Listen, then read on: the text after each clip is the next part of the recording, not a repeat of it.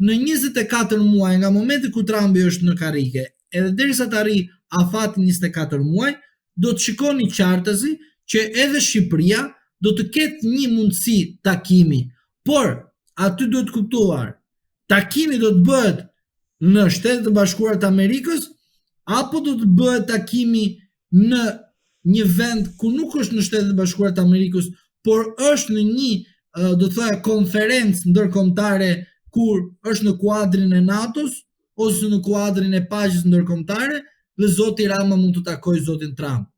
Por kjo nuk do të thotë që takimi tregon që kanë rregulluar marrëdhëniet Trumpi me Ramën apo Trumpi e don Ramën. Jo, nuk ka lidhje kjo gjë. Ka lidhje që Rama kërkon të bëjë një foto që të na tregojë ne që shiko, unë pavarësisht se çfarë kam thënë për Trumpin, unë me familjen Trump kam lidhje sepse po i shes Shqipërinë. Po kjo nuk ka lidhje fare me politikat Trump, sepse ne jemi mësuar që politikanët shqiptarë shesin Shqipërinë sikur e kanë të tyre. Dhe një pjesë e popullit ton, të jemi realist, e pranon që shitet Shqipëria. Një pjesë e pranon. Derisa ke votu Partinë Socialiste, don ta shesë Shqipërinë. Dhe mos më bë patriot, se e patriot vetëm për 2 ditë të vitit. Por gjithë këtë kohë, 4 vite e le të shitet Shqipëria. Vendi yt, se ke votu Partinë Socialiste. Dërsa për ata të cilët janë pak më ndryshe, normalisht e shikojnë ndryshe politikën ndërkombëtare. Prandaj, foto e Ramës me Trumpin dhe vajtja e Ramës në Amerikë nuk ka lidhje fare me a pranohet apo jo Rama. Derisa Rama është kryeministër i nderuar, do të pranohet, sepse nuk mundet të kemi konflikt me një shtet, sepse një shtet tjetër nuk do kryeministrin tënd. Pra, logjika të ngrehet përtej njeriut dhe të reflektojmë të gjithë nga logjika dhe të themi njerëzve që një shtet nuk mund të godas një kryeministër kur është në detyrë. Të iki Rama nga detyra, jo në ngrada, po model do bëhet. Model, po kur ju them model, as ju nuk do ta besoni modelin që do i krijohet Ramës. Dhe Rama vetë nuk do ta besoj ç'a modeli do të jetë në shoqërinë shqiptare, edhe si kur ta çojë Shqipërinë në Bashkimin Evropian. Do them 2 raste. Nicolas Sarkozy në Francë, njeriu, do thoya, politikan më i fortë i Francës, ka përfunduar në arrest shtëpi dhe i dënuar. Rasti Veliaj, në mendjen ton ka qenë i fortë kundër Ramës. E ke në paraburgimin e Durrësit. Vetëm to 2 fakte dua t'ju them që duhet njerëzit të reflektojnë dhe mos të mendojnë se pushteti është ai i cili është i përjetshëm. Ai që ka pushtet të përjetshëm, që vetëm njerëzimit i fiket drita dhe atit kur, është Zoti, por jo politikës, asnjëriut. Ju si mendoni kur mund të goditet Edi Rama? Do jetë në një rast specifik kur Shtetet e Bashkuara të Amerikës dhe vetë Donald Trump të merret me Shqipërinë pasi të ketë zgjidhur çështjet e Iranit dhe Izraelit dhe ato të lindjes së mesme? Përfshi dhe Kosovën. Patjetër, duke qenë se ju keni përmendur dhe një listë prej 69 personash të cilët mbahen fort në lupën e Shteteve të Bashkuara të Amerikës dhe që mund goditen me njëherë pasi SBA-ja të kthej syt më konkretisht nga Ballkani.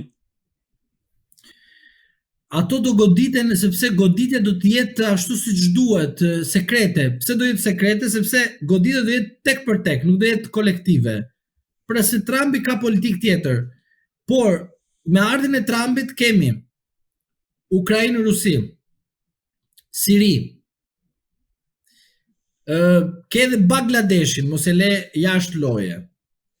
Ke problemin me Iranin dhe Izraelin. Po kujdes, ky konflikt ka ndodhur edhe kur ka qenë Bideni. Avancimi i këtij konfliktit me ardhen e Trumpin e bën Trumpin që të harroj pak agendën e Ballkanit Perëndimor. Por mos harrojmë faktin se Trumpi në të njëjtën moment do merret edhe me Ballkanin. Por nuk merret momentalisht sepse Ballkanin e ka të pezulluar. Qeveria Kurti nuk u formua. Ke pothuajse 40 herë që shkojnë të formojnë parlamentin, nuk janë të aftë të formojnë jo parlamentin, por nuk janë të aftë të komunikojnë për një linjë të përbashkët, sepse nuk ka shkuar linja e Trumpit akoma tek ata, sepse linja e Trumpit është e dhimbshme për Albin Kurtin. Por jo vetëm për Albin Kurtin, por është e dhimbshme për George Sorosin dhe për interesa sorosiane në Kosovë.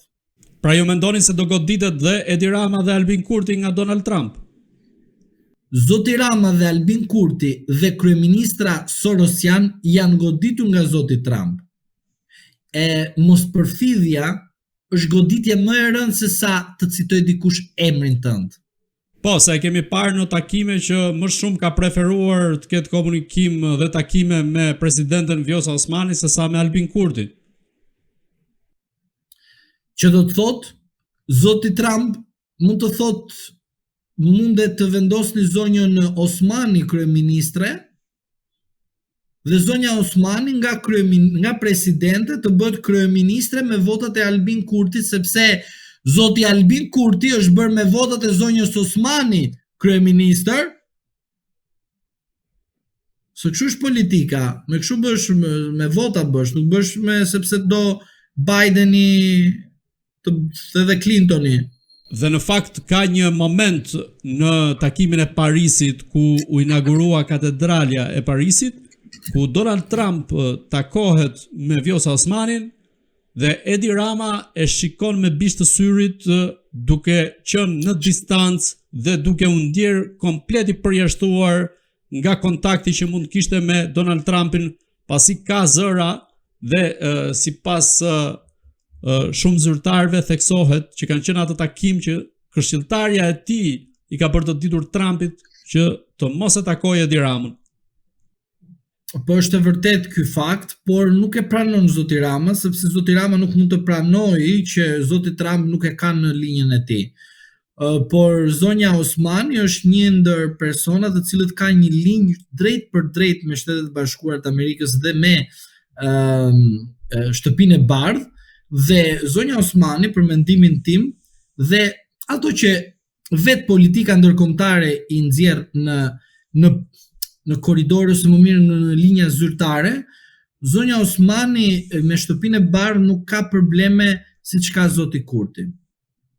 Pra zonja Osmani edhe me rastin Biden ka pas linjë shumë të mirë komunikimi, edhe me administratën Trump ka lidhje të mira komunikimi, po më lejoni t'ju them se ka linja komunikimi shumë të mira me Amerikan.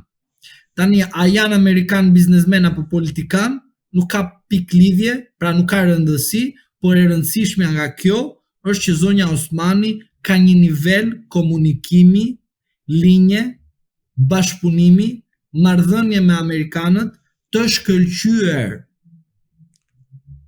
shkëlqyer flas.